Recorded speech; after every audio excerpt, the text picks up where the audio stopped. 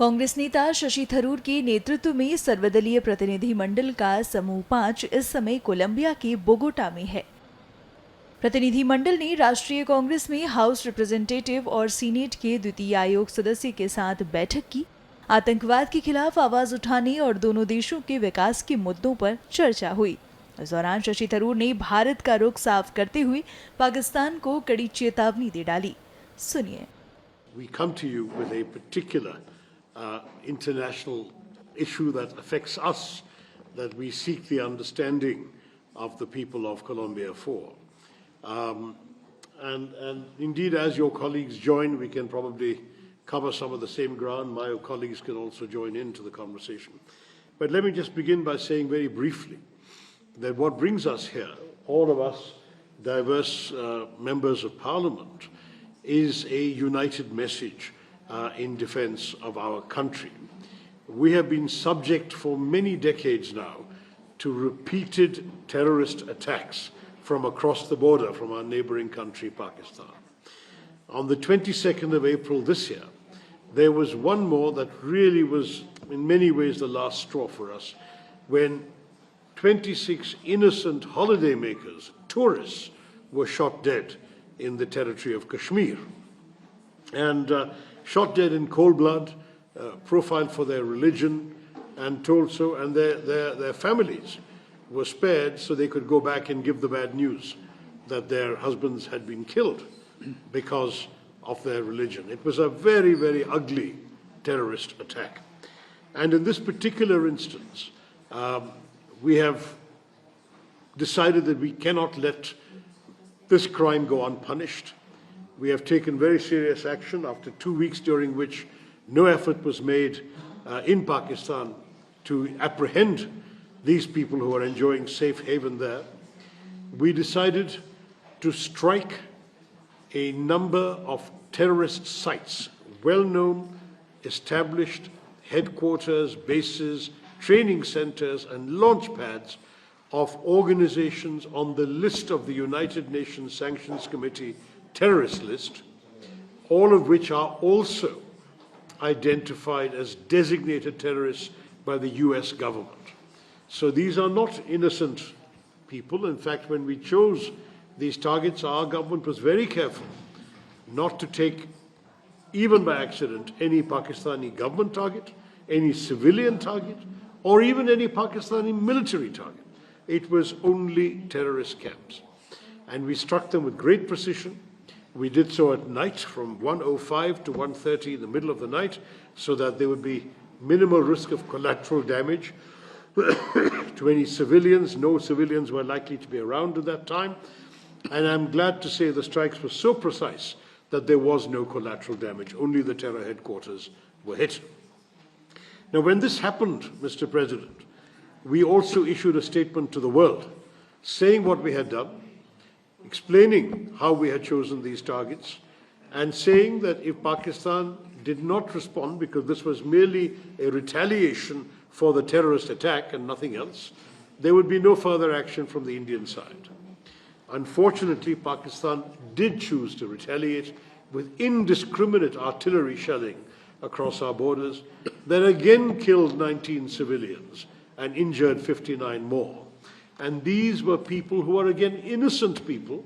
There were nuns in the convent of the Carmelites of Mother Mary. There were worshippers in a Sikh temple, a Gurudwara. There were people at their homes. There were children. There were people on the streets. It was a truly criminal act. So India responded equally hard with our own artillery. Pakistan sent us drones and missiles, which we blocked through our air defenses, and we hit them back with 11 additional strikes. And these 11 strikes were on military targets. There are satellite pictures publicly available showing damage to the runways of airfields controlled by the Pakistan military, including one not far from their army headquarters.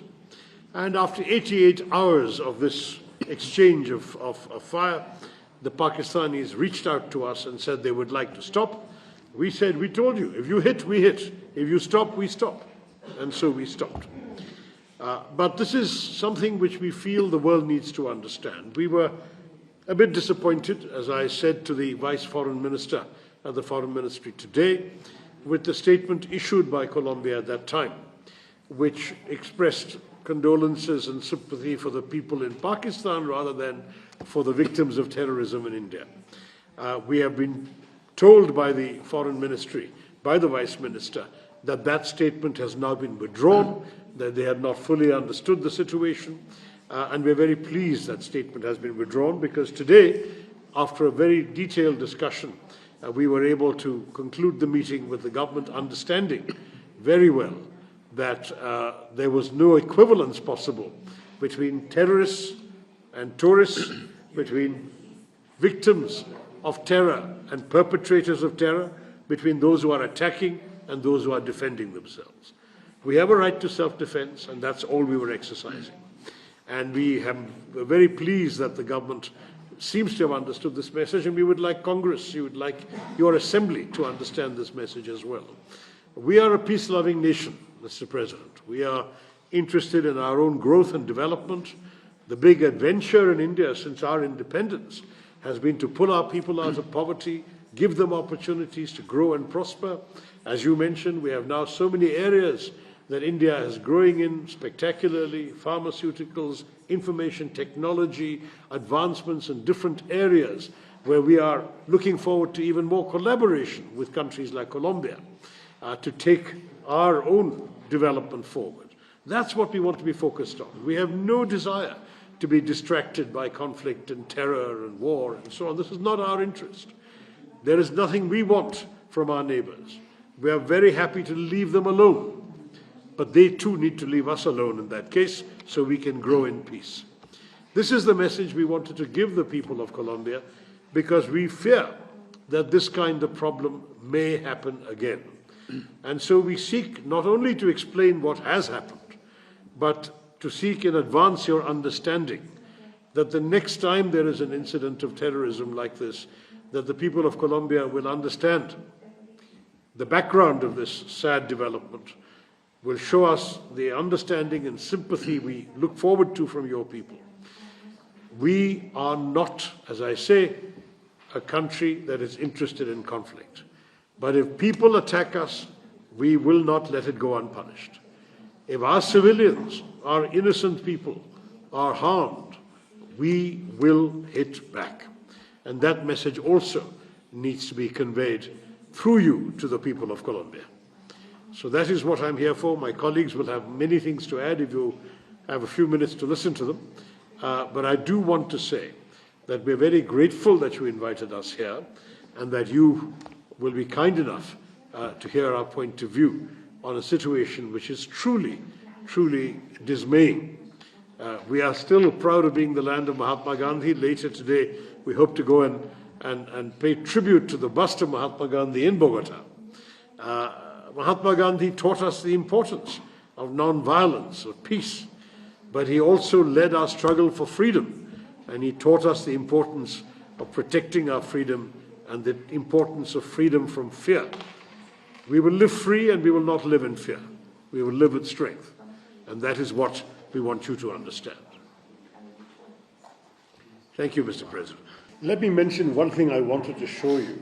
You know, when this terror attack happened, the credit for it was taken by an organization called the Resistance Front, which is a unit of the Lashkar-e-Toiba, a proscribed terrorist organization listed in the Sanctions Committee.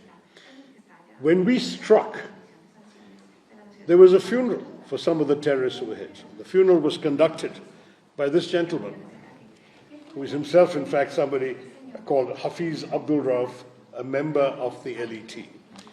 And I show this to you because who is attending the funeral? It is a funeral attended by uniformed military and police personnel in Pakistan, from the Pakistan authorities.